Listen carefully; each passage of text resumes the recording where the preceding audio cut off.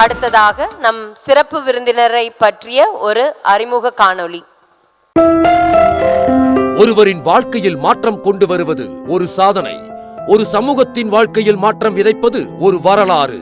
உழைப்பின் இசையும் வெற்றியின் வாசனையும் மனித நேயத்தின் வெப்பத்தையும் ஒரே உருவில் கொண்ட அதிசயம் இன்று வருகை தந்திருக்கும் நம் சிறப்பு விருந்தினர். வெற்றி என்பது பேசப்படுவதற்கானது அல்ல, செயலால் உணர்த்தப்படுவதற்கானது என்பதற்கு தன் வாழ்க்கையே சாட்சி என நிரூபித்த மனிதர். அவருடைய வாழ்க்கை ஒரு அத்தியாயம் மட்டுமல்ல, பலருக்கு திசை காட்டும் ஒரு வழிகாட்டி புத்தகம். பூமியில் இருந்தாலும் தன்னம்பிக்கையின் ஏணியில் ஏறி வானளவ உயர்ந்து சாதித்தவர். தொழில்துறையில் முன்னோடி, சமூக நலன் காப்பதில் முன்னுதாரணம். மனிதனாக பிறந்தோம், மனிதனை உயர்த்திடுவோம் என்ற எண்ணத்தின் உயிரோவியம். கட்டிடங்களை மட்டுமல்ல, மனிதர்களின் எதிர்காலத்தையும் கட்டியமைக்கும் மனவண்ணம் கொண்டவர். வெற்றியை தனக்காக மட்டும் வைத்துக் கொள்ளாமல் நூற்றுக்கணக்கான இளைஞர்களிடம் பகிர்ந்து கொடுத்தவர். மேக்சிஸ் கன்ஸ்ட்ரக்ஷன், ஸ்டான்ஃபேப் போன்ற நிறுவனங்களால் புதிய பாதைகளை திறனுடன் வளர்த்த ஆப்பர்ச்சுனிட்டி மேக்கர். வெளிநாடுகளிலும் தொழில் வாய்ப்புகளை உருவாக்கி உழைப்பின் வாசம் எல்லைகளை தாண்டும் என்பதை செயலால் காட்டியவர். சமூக தலைமை, சங்கப்பணி, பொதுநலத் திட்டங்கள் என எப்போதும் முன்னேற்ற பாதையில் மனித நேயத்துடன் பயணிப்பவர் இவர். நமக்கு மட்டுமல்ல, நம்மை நம்பிக்கொண்டிருக்கும் அனைவருக்கும் முன்னேற்றம் என ஓய்வின்றி உழைப்பவர். இளைஞர்களுக்கு கனவு காண்பது எளிது, நம்பிக்கை உள்ளவர்களுக்கே அது நிஜமாகும் என்ற உண்மையை கற்றுக் கொடுத்த ரோல் மாடல். இவரை பற்றி பேசுவது பெருமை, இவரை மேடைக்கு அழைப்பது ஒரு பொன்னான தருணம். இவரை நேரில் காண்பது வெற்றி எப்படி இருக்க வேண்டும் என்பதற்கான நேரடி பாடம். உழைப்பின் சின்னம், நம்பிக்கையின் தூண், சமூக முன்னேற்றத்திற்கான ஒளிக்கதிர். நம் அனைவருக்கும் ஊக்க சக்தி. மிகுந்த மரியாதையுடனும் உங்களின் பலத்த கரவொலியுடனும் நம் சிறப்பு விருந்தினர், மாண்புமிகு சட்டமன்ற உறுப்பினர் சாத்தந்தை குளத்தைச் சேர்ந்த திரு ஈஆர் ஈஸ்வரன் அவர்களை வரவேற்பதில் பெருமை கொள்கிறது கிட்கோ.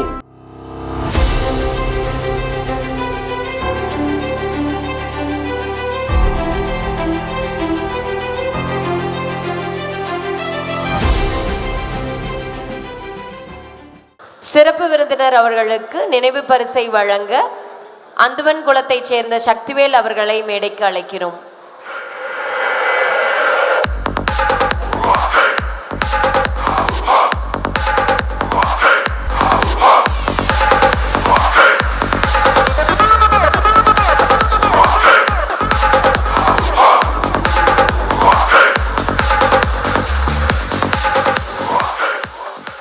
கிட்கோவினுடைய 4ஆம் ஆண்டு துவக்க விழாவை ஒட்டி முப்பெரும் விழாவாக நடத்தி கொண்டிருக்கிற அத்துறை நிர்வாகிகளுக்கும் என் வணக்கத்தை தெரிவித்துக் கொள்ளுகிறேன். இந்த நிகழ்விலே கலந்து கொண்டு உரையாற்றி அமர்ந்திருக்கிற அண்ணன் ராமராஜ் காட்டன் நாகராஜ் உள்பட அனைத்து விருந்தினர்களுக்கும், இந்த அரங்கத்தில் இருக்கிற அனைத்து சொந்தங்களுக்கும் என் காலை வணக்கத்தை தெரிவித்துக் கொள்ளுகிறேன். கிட்கோவை பொறுத்தவரை நம்முடைய இளைஞர்களிடத்திலே ஒரு விழிப்புணர்வை ஏற்படுத்தி, ஒருவருக்கொருவர் தொடர்புகளை ஏற்படுத்தி எப்படி தொழிலிலே முன்னேறுவது என்பதை சொல்லிக் கொடுக்கின்ற ஒரு பள்ளிக்கூடமாக ஆரம்பித்த முதல் நாள் முதல் பாதை மாறாமல் மிகச்சிறப்பாக இயங்கிக் கொண்டிருப்பதை என் நெஞ்சார் இந்த நேரத்திலே வாழ்த்த கடமைப்பட்டிருக்கின்றேன்.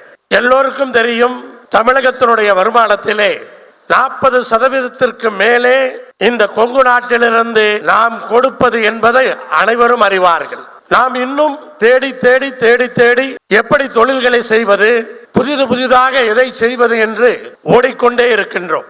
இன்றைக்கு நம்முடைய தொழில் சார்ந்த அத்தனை ஸ்டால்களையும் பார்க்கும் பொழுது ஆச்சரியம்தான் மேலோங்கி நிற்கிறது.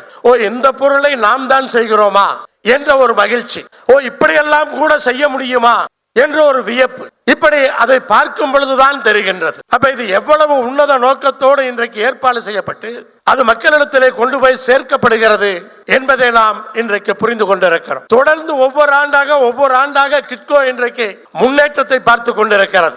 7-8 ஸ்டால்களோடு ஆரம்பிக்கப்பட்ட முதல் ஆண்டு இன்றைக்கு 120 ஸ்டால்களை தாண்டி ஒரு மிகப்பெரிய வளர்ச்சி, ஆலமரம் போல வளர்ந்திருக்கிறது என்று சொன்னால் ஆச்சரியம். தொழில் மட்டுமல்ல, கலாச்சாரத்தையும் சேர்த்து அண்ணன் நாகராஜ் அவர்கள் அவருடைய முகத்திலே ஒவ்வொரு ஸ்டாலாக பார்க்க மகிழ்ச்சி. நான் கூட ஸ்டாலை பார்த்தத்தான் மகிழ்ச்சி அடைகிறார் என்று பார்த்தேன்.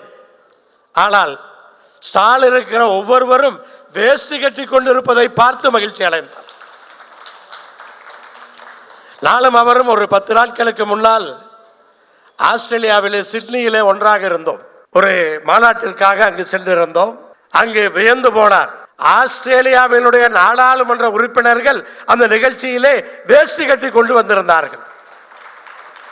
அந்த அளவுக்கு நம்முடைய கலாச்சாரத்தை உலக அளவிலே விரும்புகிறார்கள். வேஷ்டியை மட்டுமல்ல, நம்முடைய குடும்பத்தினுடைய பண்பாடு அதையெல்லாம் இன்றைக்கு உலகம் முழுவதும் அனைத்து நாடுகளிலும் விரும்புகிறார்கள். கொஞ்சம் கொஞ்சமாக முதலே சொல்லுவார்கள், மேற்கத்திய கலாச்சாரத்திற்கு இந்தியா சென்று கொண்டிருக்கிறது என்று. ஆனால் அது உண்மை அல்ல. மேற்கத்திய நாடுகள் அத்தனையும் நம்முடைய கொங்கு நாட்டினுடைய கலாச்சாரத்திற்கு வந்து கொண்டிருக்கிறது என்பதுதான் உண்மை. தொழில் மட்டுமல்ல, கலாச்சாரத்தையும் நாம் இன்றைக்கு மேம்படுத்தி கொண்டிருக்கிறோம். ஒரு பக்கம் தரவுகளை பார்க்கிறோம். தமிழ்நாட்டினுடைய பொருளாதாரம் முன்னேறிவிட்டது, இந்தியாவினுடைய பொருளாதாரம் முன்னேறிவிட்டது என்று பார்க்கிறோம். ஆனால் கொரோனாவுக்கு பிறகு பல்வேறு பிரச்சனைகளை நாம் சந்தித்துக் கொண்டிருக்கிறோம். இது நமக்கான வளர்ச்சியா என்று கூட ஐயம் எழுகிறது.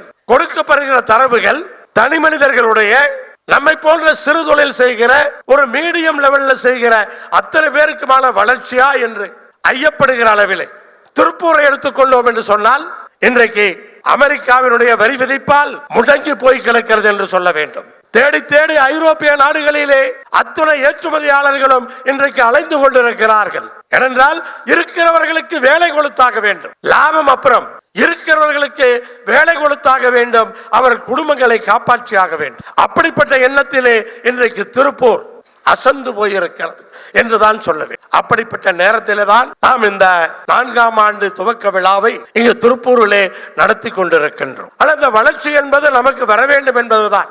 அப்படிப்பட்ட ஆசைகளோடு தான். இன்னொரு பக்கம் எல்லோருக்கும் தெரியும், இந்தியாவிலே திருப்பூரை போல டாலரை கொட்டி கொடுக்கிற ஒரு நகரம் இந்தியாவிலே கிடையாது. அப்படிப்பட்ட வளர்ச்சி அடைந்த ஒரு மாநகரம் திருப்பூர். தமிழகத்திலேயே போட்டி போட்டுக் கொண்டு வளர்ந்தது. பொள்ளாச்சியை எடுத்துக்கொண்டோம் என்று சொன்னால் திருப்பூரை விட பெரியது. ஆரம்பத்திலே பொள்ளாச்சியை விட சிறியது திருப்பூர். ஆனால் இன்றைக்கு இருக்கிற நிலைமை என்ன? விவசாயத்தை மட்டுமே நம்பி இன்றைக்கு பொள்ளாச்சி, தொழிலை நம்பி திருப்பூர் இன்றைக்கு வளர்ந்திருக்கிறது. அதற்காக விவசாயத்தையும் நாம் விட்டுவிடக் கூடாது. இன்றைக்கு பல்வேறு பிரச்சனைகள். திருப்பூர் எடுத்துக்கொண்டோம் என்று சொன்னால் இவ்வளவு வருமானத்தை நாம் கொட்டி கொடுக்கிறோம். ஆனால் அதற்கான வளர்ச்சிகளை திருப்பூர் பெற்றிருக்கிறதா என்ற சந்தேகம். அவ்வளவு கட்டமைப்புகளை நாம் பெற்றிருக்கிறோமா? ஒரு திருமணம் என்று சொன்னால், ஒரு நல்ல நாள் என்று சொன்னால், நினைத்த நேரத்திலே குறித்த நேரத்திலே திருப்பூரிலே சென்றடைய முடியுமா? அல்லது வெளியூரிலிருந்து வருபவர்கள் திருப்பூர் மாநகரத்தின் வழியாக செல்ல வேண்டும் என்று சொன்னால் தவிர்க்க வேண்டிய ஒரு சூழல். போக்குவரத்து நெரிசலை குறைப்பதற்கான அந்த கட்டமைப்பு வசதிகள் இன்னும் வரவில்லை என்றுதான் சொல்ல வேண்டும். நாம் நம்மையே உருக்கி கொண்டு இந்த தேசத்தை வாழ வைத்துக் கொண்டிருக்கிறோம். இன்றைக்கு திடக்கழிவு திருப்பூரிலே 1,20,000 டன் என்ன செய்வதென்று தெரியாமல் கிடக்கு. அத்தனையும் சுற்றுப்புற சூழலை கெடுக்கின்றது. அந்த தண்ணீரை நாம் குடிக்கின்றோம். அண்ணன் அவர்கள் சொன்னது போல உலகத்துக்கே உடை உடுத்துவதற்கு உடையை கொடுத்து விட்டு இங்கு வருகிற இந்த குப்பைகளை, திடக்கழிவுகளை என்ன செய்வதென்று தெரியாமல் நிலத்தடி நீரை பால்படுத்தி நாம் இன்றைக்கு பல்வேறு வியாதிகளுக்கு உட்படுகிறோம். அப்படிப்பட்ட கட்டமைப்பு வசதிகளை நாம் ஏன் பெற முடியவில்லை? பல ஊர்கள் இன்றைக்கு பெறுகிறது, பெற்றுக் கொண்டிருக்கிறது. ஆனால் திருப்பூர் இன்னும் பெற முடியாமல் இருக்கின்றது. எத்தனை பாலங்கள் திருப்பூருக்கு வந்திருக்க வேண்டும்? அத்தனை பாலங்கள் இங்கே வந்திருந்தால் இந்நேரம் திருப்பூருடைய கட்டமைப்பு, இந்த போக்குவரத்து நெரிசல், அது ஒரு மாநகரத்தினுடைய வளர்ச்சி. போக்குவரத்து நெரிசல் இல்லை என்று சொன்னால், கட்டமைப்பு மேம்பட்டால் அந்த பகுதி வளரும், வளர்ச்சிக்கு வித்திடும். அதையெல்லாம் நாம் இன்றைக்கு தவறவிட்டிருக்கிறோம் என்பதை நாம் எண்ணி பார்க்கும் பொழுது வேதனையாக இருக்கிறது. அதையெல்லாம் செய்ய வேண்டிய அந்த அவசியம் இன்றைக்கு நமக்கு இருக்கிறது. கண்டிப்பாக திருப்பூரிலே உருவாகிற குப்பைக்கு தீர்வு வேண்டும். இது இப்போதல்ல, 8 மாதங்களுக்கு முன்பே நான் சட்டமன்றத்தில் இதை பேசியிருக்கிறேன். யூடியூபிலே சென்று யார் வேண்டுமானாலும் அதை பார்க்கலாம். திருப்பூருடைய குப்பை பிரச்சனைக்கு தீர்வை கொடுக்க வேண்டும் என்று அங்கு சட்டமன்றத்திலே பேசுகிறது. இப்படி அந்த விஷயங்களை எல்லாம் யாருடைய கவனத்திற்கு கொண்டு செல்ல வேண்டுமோ அந்த முயற்சிகளை நாம் மேம்படுத்திக் கொண்டிருக்கிறோம். இன்றைக்கு தொழிலிலே இவ்வளவு முயற்சிகள், முன்னேற வேண்டும் என்ற அந்த உத்வேகம், கொங்கு நாட்டினுடைய வளர்ச்சி என்பது அரசாங்கத்தால் வந்தது என்று நான் ஏற்றுக்கொள்ளவே மாட்டேன். தனிப்பட்ட மனிதர்களுடைய வளர்ச்சி, தனிப்பட்ட முயற்சி, அரசாங்கத்தினுடைய அந்த முனைப்பும் சேர்ந்து திருப்பூருக்கோ கொங்கு நாட்டிற்கோ கிடைத்திருந்தால் இப்போது இருப்பதை போல 10 மடங்கு நாம் வளர்ச்சி பெறும். இன்னும் 10 மடங்கு மேலே போய் இப்போது இருக்கிற வளர்ச்சியே போதும் என்று நாம் நினைக்கவில்லை. ஆனால் இருந்தாலும் கூட எகிரி பாய வேண்டிய அந்த அவசியம் இருக்கிறது. அப்ப அரசாங்கத்தினுடைய துணையும் நமக்கு தேவை இருக்கிறது. ஆனா இன்னும் இதையாவது திருப்பூருடைய கட்டமைப்பு வசதிகளை மேம்படுத்துவதற்கான அந்த முயற்சிகளை நாமும் அதை எடுத்துக்கொள்ள வேண்டும். அதை எங்கு கொண்டு போய் சேர்க்க வேண்டுமோ அதை சேர்க்க வேண்டும். அரசியல் என்பது அதற்கு அப்பாற்பட்டு நாம் இந்த டிட்கோவை நடத்துகிறோம் என்று சொன்னாலும் பல்வேறு விஷயங்களை சாதிப்பதற்கு அரசியல் அங்கீகாரமும் இன்றைக்கு தேவைப்படுகிறது. ஏன் நம்முடைய தீரன் சின்னமலையை சட்டமன்றத்திலும் பாராளுமன்றத்திலும் கொண்டு செல்வதற்கு அந்த அரசியல் அங்கீகாரம் பயன்பெற்றிருக்கிறது. அதே போல சேலத்திலிருந்து உளுந்தூர்பேட்டைக்கு முதலிலே செல்லும் பொழுது பல இடங்களிலே 4 வழிப்பாதை 2 வழிப்பாதையாக மாறி போகும். 1000க்கும் மேற்பட்டவர்கள் விபத்திலே இறந்து போனார்கள். இப்போது அத்தனையும் 4 வழிச்சாலையாக சேலத்திலிருந்து உளுந்தூர்பேட்டை வரை மாற்றப்பட்டிருக்கிறது. எப்படி மாறியது? நீங்கள் பெற்றுக் கொடுத்த அரசியல் அங்கீகாரம். அதுதான் சட்டமன்றத்திலே பேச வைத்தது, நாடாளுமன்றத்திலே பேச வைத்தது. இன்றைக்கு 4 வழிச்சாலையாக அது மாறி இருக்கிறது. கொங்கு மண்டலத்தில் இருக்கிற அத்தனை பேரும் வாகனங்களிலே சென்னைக்கு செல்லும் பொழுது சேலத்திலிருந்து உளுந்தூர்பேட்டைக்கு செல்லுகின்ற நேரம் குறைந்திருக்கிறது என்று சொன்னால் அது நாம் பெற்றிருக்கிற அரசியல் அங்கீகாரம். அதே போல கோவையிலே அவிநாசி சாலையிலே இன்றைக்கு நீலம்பூர் வரை அந்த பாலத்தை நீட்டிக்கிற அந்த முயற்சி எடுக்கப்பட்டு அது நடந்து கொண்டிருக்கிறது என்று சொன்னால் அது நாம் பெற்றிருக்கிற இந்த அரசியல் அங்கீகாரம். அதே போல எல்என்டி பைபாஸினுடைய போக்குவரத்து நெரிசல் எல்லோருக்கும் தெரியும். எல்என்டி பைபாஸினுடைய போக்குவரத்து நெரிசல் அதுல பயணிக்கிற எல்லோருக்கும் தெரியும். இன்றைக்கு எல்என்டி ஏன்னா ஒரு பெரிய காம்ப்ளிகேஷன் அது டோல் ஏல விட்டாங்க. மத்திய அரசு இன்வால்வ் ஆயிருக்காங்க. திடீர்னு மாநில அரசு அதை பண்ணிட முடியாது. 3 பேரும் சேர்ந்து அக்ரிமெண்ட் போடணும். எல்என்டி, மத்திய அரசு, மாநில அரசு 3 பேரும் சேர்ந்து அக்ரிமெண்ட் போட்டு இப்ப அதை 6 வழிச்சாலையாக மாற்றுவதற்கு நிதி ஒதுக்கப்பட்டிருக்கிறது என்று சொன்னால் அது நாம் பெற்ற அரசியல் அங்கீகாரம். இதை நாம் கொண்டு போய் சேர்த்திருக்கிறோம். பல முறை சட்டமன்றத்தில் பேசி இருக்கிறோம், நாடாளுமன்றத்திற்கு கொண்டு சென்றிருக்கிறோம். அதைத்தான் நம்முடைய அரசியல் அங்கீகாரம் பெற்றுக் கொடுத்திருக்கிறது. இன்றைக்கு கவந்தப்பாடியில் இருக்கிற நாட்டு சர்க்கரை அதற்கு புவிசார் குறியீடு வாங்கி இருக்கிறோம் என்று சொன்னால் அது நாம் பெற்ற அரசியல் அங்கீகாரம். இல்லை என்றால் வாங்க முடியாது. இப்படி பல்வேறு விஷயங்களை செய்வதற்கு நமக்கு அரசியல் அங்கீகாரமும் இன்றைக்கு பயன்படுகிறது. இன்றைக்கு திருச்செங்கோட்டிலே நான் சட்டமன்ற உறுப்பினராக இருக்கிற அந்த தொகுதியிலே யாரை வேண்டுமானாலும் கேட்டு பாருங்கள், சட்டமன்ற உறுப்பினர் நேர்மையாக இருக்கிறார், தூய்மையாக இருக்கிறார் என்று சொன்னால் அது இந்த சமுதாயத்திற்கு கிடைத்த பெருமை. அவர்கள் என்னை மட்டும் சொல்லுவதல்ல, ஈஸ்வரன் ஒரு கவுண்டர் இந்த அளவுக்கு நேர்மையாக இருக்கிறார் என்று அந்த இடத்திலே சொல்லும் பொழுது இந்த சமுதாயத்திற்கான பெருமை. இப்படிப்பட்ட அந்த விஷயங்களை எல்லாம் இன்றைக்கு மக்களிடத்திலும் அரசிடத்திலும் உலக அளவிலே கொண்டு செலுத்த வேண்டிய அந்த அவசியம் இன்றைக்கு இருந்திருக்கிறது. அதை நாம் இன்றைக்கு இப்படி பல்வேறு விஷயங்களை நான் சொல்லலாம், பல்வேறு விஷயங்களை பட்டியலிட்டு கொண்டு சென்று கொண்டே செல்லலாம். ஆனால் அப்படிப்பட்ட அந்த விஷயங்களுக்கு ஏன்னா எதுவாக இருந்தாலும் எந்த தொழிலாக இருந்தாலும் எவ்வளவோ பேருக்கு உதவி செய்கிறோம். இன்றைக்கு கிட்கோ என்ன செய்கிறோம்? தொடர்புகளை ஏற்படுத்துகிறோம், ஒருவருடைய தொழிலை மேம்படுத்த உதவுகிறோம், இளைஞர்களுக்கு புதிதாக தொழில் துவங்குவதற்கு வழிகாட்டுகிறோம். இப்படி பல்வேறு விஷயங்களை தொழில் ரீதியாக கிட்கோவிலே செய்கிறோம். அதே போலதான் அரசியல் அங்கீகாரத்தின் மூலமாக இந்த 6-7 ஆண்டுகளிலே பல்லாயிரக்கணக்கான பேருக்கு பலவித விஷயங்களிலே அரசாங்கத்திலே அவர்களுக்கு உதவியாக இருந்திருக்கிறோம், வழிகாட்டியாக இருந்திருக்கிறோம். பல்வேறு தொலைபேசி அழைப்புகள் எப்படி அதை சாதிப்பது என்று அதை தெரியாமல் தவிக்கும் பொழுது அதற்கான வழிகளை காட்டி கொடுத்திருக்கிறோம். இந்த அரசியல் அங்கீகாரத்தின் மூலமாக அதை நாம் இன்றைக்கு செய்து கொண்டிருக்கிறோம் என்பதை இந்த நேரத்தில் உங்களிடத்திலே பகிர்ந்து கொள்வதிலே நான் மிக்க மகிழ்ச்சி அடைகின்றேன். ஆனால் 5 ஆண்டு காலம் நிறைவடையக்கூடிய இந்த நேரத்திலே இந்த வாய்ப்பை பயன்படுத்தி உங்களோடு நான் இந்த நேரத்திலே பகிர்ந்து கொள்ளுகிறேன். இன்றைக்கு தொழிலை உலகம் முழுதும் செய்தாக வேண்டும். எனது உலகத்துக்கு இது ஓப்பன் டு குளோபல், நம்ம மட்டும் செய்துவிட முடியாது. உலக அளவிலான போட்டி.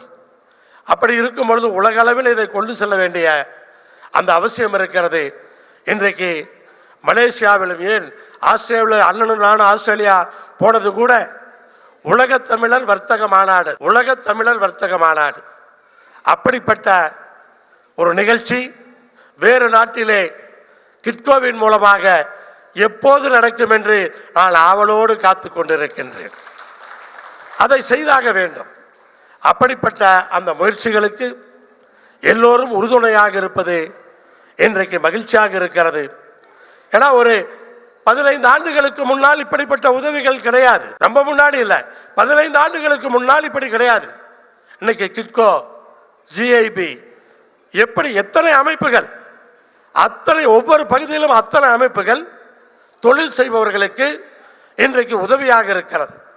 ஆனால் இப்படிப்பட்ட நம்முடைய கிட்கோ அமைப்பினுடைய இந்த உதவிகள், இந்த செயல்பாடுகள் தொடர்ந்து இந்த கொங்கு நாட்டினுடைய வளர்ச்சிக்காக பயன்பட வேண்டும் என்ற அந்த எண்ணத்திலே திருப்பூரிலே மீண்டும் நான் இந்த நேரத்திலே வேதனையோடு எதிர்பார்ப்பதெல்லாம், உலகையே இன்றைக்கு உடை உடுத்தி அழகாக பார்க்கின்றலாம், இந்திய தேசத்திற்கு டாலராக உருவாக்கி கொடுக்கிறலாம், தமிழ்நாட்டிலே வேலை வாய்ப்புகளை லட்சக்கணக்கான பேருக்கு கொடுத்து கொண்டிருக்கிற நாம் கட்டமைப்புகளை பெறாமல் இருப்பது வேதனையாக இருக்கிறது. ஒன்றை மட்டும் சொல்லி நான் நிறைவு செய்கின்றேன். இன்றைக்கு திருச்செங்கோட்டிலே பல்வேறு பணிகளை செய்திருக்கிறோம். திருச்செங்கோட்டை நோக்கி வருகிற அத்துணை சாலைகளையும் நால்வழி சாலையாக மாற்றி இருக்கிறோம். எல்லோரும் பாராட்டுகின்ற அளவிலே இன்றைக்கு பெரிய மருத்துவமனையை அங்கே கட்டியிருக்கின்றோம். அங்கிருக்கிற வையப்ப மலைக்கு யாருமே எதிர்பார்க்காமல் இன்றைக்கு சாலை அமைத்திருக்கிறோம். திருச்செங்கோட்டு மலைக்கு இன்னொரு மாற்றுப்பாதையை இன்றைக்கு அமைத்துக் கொண்டிருக்கிறோம். திருச்செங்கோட்டில் இருக்கிற அத்தனை ஏரிகளையும் சுத்தப்படுத்தி இன்றைக்கு மேம்படுத்தி இருக்கிறோம். வாரச்சந்தை, தினச்சந்தை அத்தனையும் கோடிக்கணக்கில் செலவு செய்து, அத்தனையும் அரசாங்கத்தினுடைய பணம், அரசாங்கத்தினுடைய பணத்தை கொண்டு வந்து அவ்வளவு மேம்படுத்தி இருக்கிறோம். அந்த விஷயம் திருப்பூருக்கும் நடக்க வேண்டும் என்று அந்த ஆசையோடு இந்த நேரத்திலே அனைவருக்கும் வாழ்த்துக்களை சொல்லி விடைபெறுகிறேன். நன்றி, வணக்கம்.